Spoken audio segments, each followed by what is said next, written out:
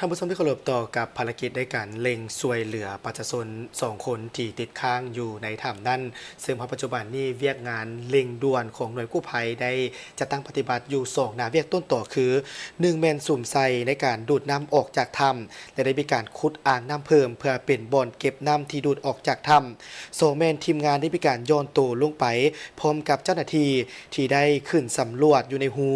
อยู่ถึงหูถ้ำนั่นผ่านการสำรวจพบว่ามีห่างหูที่คาดว่าอาจจะเป็นหูที่สามารถเสื่อมต่อกับถ้ำได้และทีมงานกู้ภัยก็ได้มีการโยนตัวลงไปประมาณ70 เมตรได้ใส่ไม้เคาะปรากฏว่ามีเสียงเคาะกลับคืนมา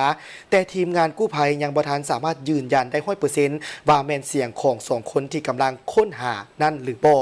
พร้อมเดียวกันนั้นทางคณะพักคณะบรรษาและ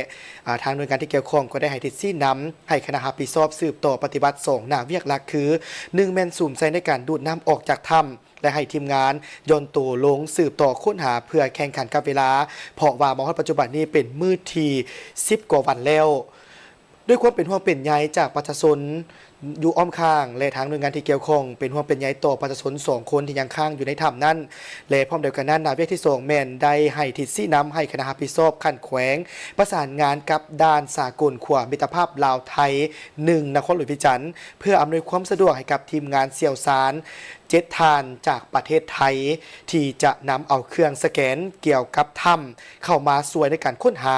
ตามการเสนอของทีมงานกู้ภัยที่ประจำอยู่ภาคสนาม